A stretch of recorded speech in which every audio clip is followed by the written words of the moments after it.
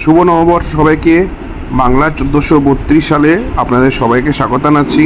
আজকের এই ছোটো ব্লগে আমাদের যে মেন টপিক সেটা হচ্ছে, আজকে সারাদিন আমি প্রচুর ব্যস্ত ছিলাম আর পূর্ণিমার চাঁদ আকাশে বাইক নিয়ে একটু বেরিয়েছিলাম। আমাদের এখানে চড়কের খুব বড় করে মেলা হয়। এ দেখো চড়কের মেলা হচ্ছে এখানে।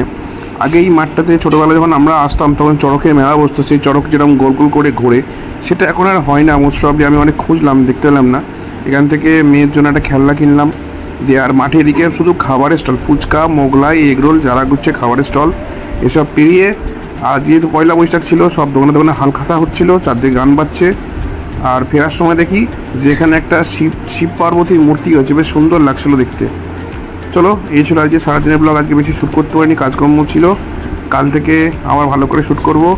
টাটা সবাইকে, আবার নেক্সট ব্লগে দেখা হচ্ছে। খুব ভালো থেকো তোমরা সবাই। আর নববর্ষ কার কেমন কাটলো অতি অবশ্যই কমেন্টটা জানিও। Tata, good night, bye bye.